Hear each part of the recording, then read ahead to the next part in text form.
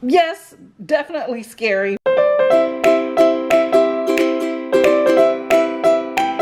Hey, all my book people, it is Courtney here. Now, I'm here to talk to you about this book here, Perfect Peace by Daniel Black. Now, this book came out in 2010, so it's been out a while, but it is still hard-hitting.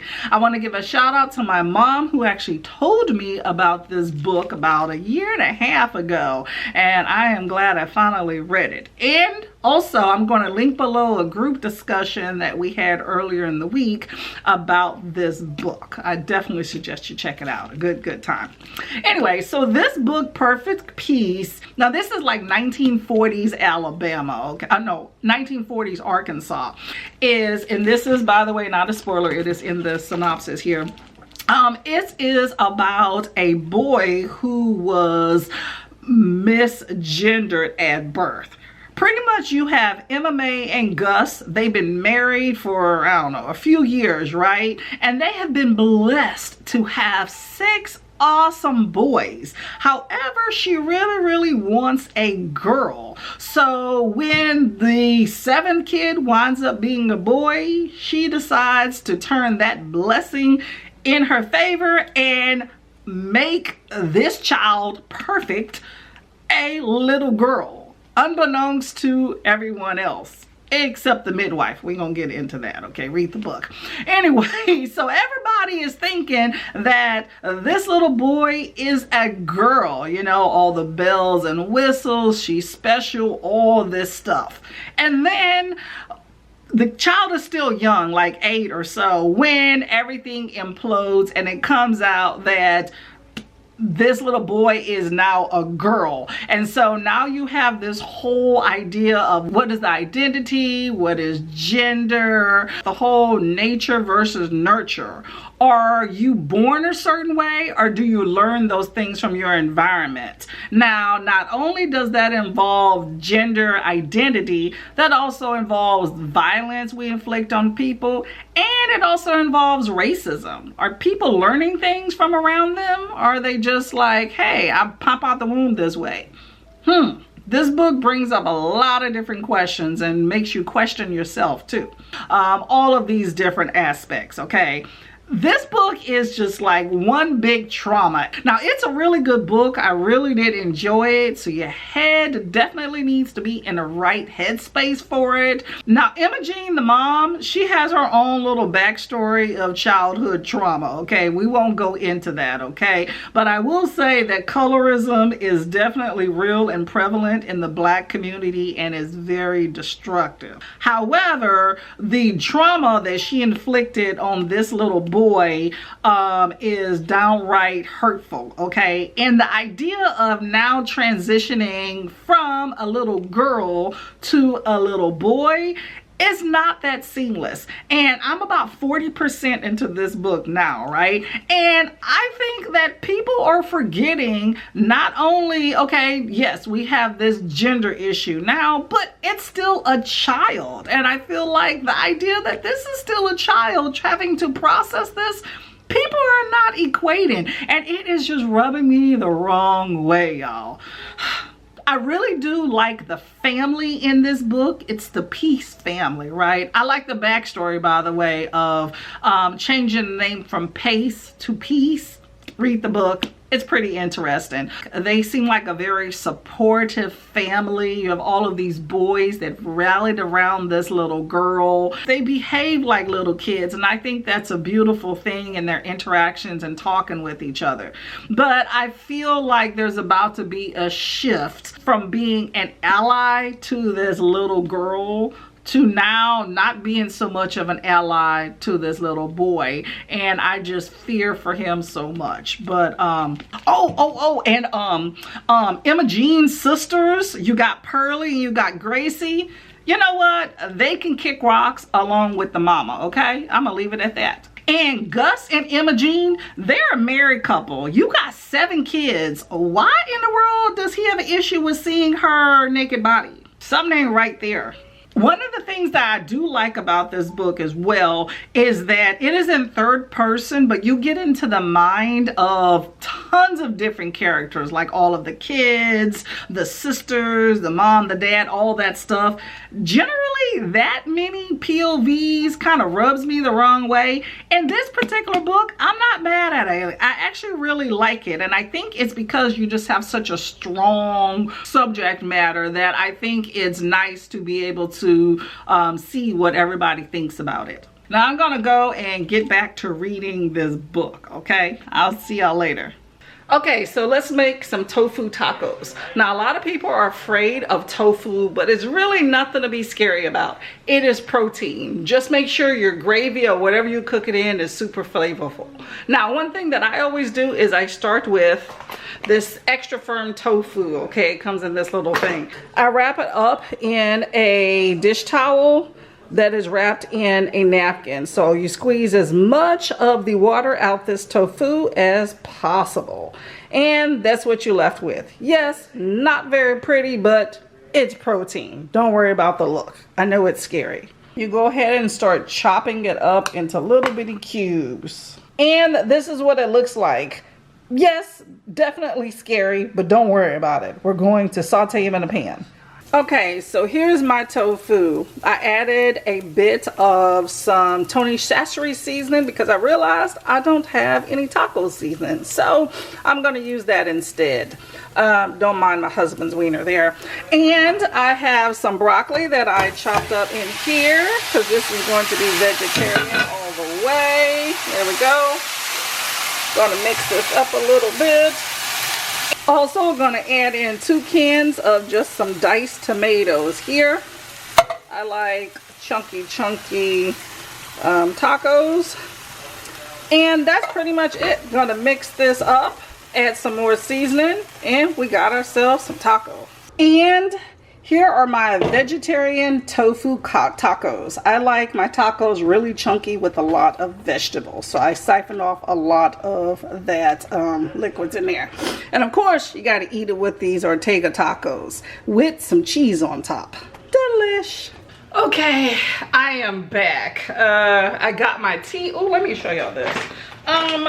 I don't know if y'all have ever heard of this. It is called Campfire Blend Revival Tea. And this smells just like you are sitting at a campfire. Very smoky. Other than that, just very, you know, good black tea. But definitely unique for sure. And another thing that I've been doing is a 2-ingredient bagel recipe. I found this on TikTok, y'all. Very interesting. I'm gonna link that below in case you want to try it. But everything bagel in a little bitty ball, kind of like a donut hole. But anyway, that's the extent of my Betty Crocker. Let's talk about this book. I finished, and y'all, now Perfect has now become Paul, okay? And he has to now navigate this world as a boy after having been a girl for the first formative years of his life. And we already know that is going to be a difficult situation, not only for this kid, but also for the people around him, because people are definitely cruel, especially for things that they don't understand. And you see that very well in this book. I do like the support that Paul got from his family, and if it was not for that, I don't think this kid would have made it. Now, I do think some of the choices that the family made in order to try to toughen it up and be a man were definitely detrimental and were harsh, but I also understand in this environment in like rural Arkansas, where there's this perception in the 1940s of what a man is supposed to be like. I understand all of those motivations. I am loving this family, the Peace family. This mom and dad, for whatever faults and kind of slow I think that they both are, they raised some really good kids. Like, all the brothers look out for each other. I just love that relationship between everybody, and it's just beautiful. Some parts really kind of almost made me cry. Now, Emma Jean, okay? I think Emma Jean got off easy with what happened to her when Gus found out that Perfect is not a girl, okay? She got off easy. She reminds me of some of those old school mamas that, okay, I was wrong, but I don't want you to tell me I'm wrong. I already know I'm wrong, okay? Let's just get it over with. Sometimes saying I'm sorry and showing remorse for that goes a long way, you know, and Miss Imogene, she's lacking that, okay? I mean, I have a mama that's kind of that way, so I understand where that comes from, but that don't make it right, okay? But, you know, her conscience gets her in the end, so I can't be mad at that. The little girl who befriended Perfect in here, her name is Eva Mae. This little heifer kind of fast, okay? There are some scenes that I was utterly shocked and blushing at, okay? And then there's also another little heartbreaking scene in here when you have Perfect, who has now become Paul. Y'all, people suck. People suck, but you know what? They get their just desserts, and I'm all about that, okay? I was surprised though at one point that one of the people that I would have thought would have been the enemy actually wound up being a great source of comfort. I thought that was a very beautiful, touching moment. And I do like that the way the book is structured, you get to see the fates of each of the kids, you know, as they kind of go through life. You're not waiting till like the end to determine their fates, you know, so I like that structure. And I do like how they owned who they were, whether it was something that somebody agreed with or not. So, you know, everybody wants the opportunity to be able to choose their own destiny. But I do like how with this book, you know, it explores the idea of boys and girls are looked at differently and they're taught different things. You know, girls are meant to, you know, be pretty and they're tolerated more, whereas boys are supposed to be strong and assertive, you know, and there's not a whole lot of grace when it comes to things that don't present this manly, masculine appearance, okay? So this book kind of explores that, and it's a difficult lesson for Paul in the end there, but I do see that, you know, in the end everybody wants to be loved and to be taught and to be treated like they're special. And it was heartbreaking for me to read some parts of this book where Paul felt like those two things didn't go together with being a boy, but I think he transitioned pretty well. To me, it's in that same vein about how, you know, people believe that somebody's dark does not mean that they're beautiful, and that concept still resonates today, unfortunately. And in the end, you have to live with yourself and change that way of thinking.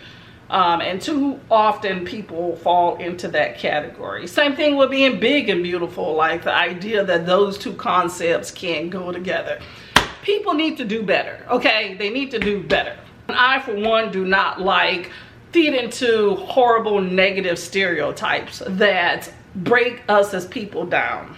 Anyway, that's my 2 cents. And the last thing I want to talk about in this book is that, okay, so Paul is being shaped to be a man, being taught to be a man by his dad and his brothers, right? But I think people discount how important a man's presence, his actions or lack thereof, how important that is in a female's life as well, okay? I think men teach girls and women the blueprint for how they will think of themselves and how they expect men to treat them as they get older. And you have several characters in here that had negative experiences, whether it was sexual assault, name calling, absence, even praise, that helped shape them to who they are. And so that's something that I definitely think is important, and I think just in life we as females need to think a little bit more about that. You know how they talk about daddy issues? That is alive and well, believe you me, I know. Anyway, amazing book. I really enjoyed this book. I am so glad I finally read it. So thank you, Mom. Thank you, Mom. Thank you, Mom, for the suggestion, okay? So make sure y'all check out the discussion for this book. Like I said, I'm going to link it below, okay? I'm going to get back to my smoky campfire tea and bagel bites. I'll see y'all later. Bye-bye.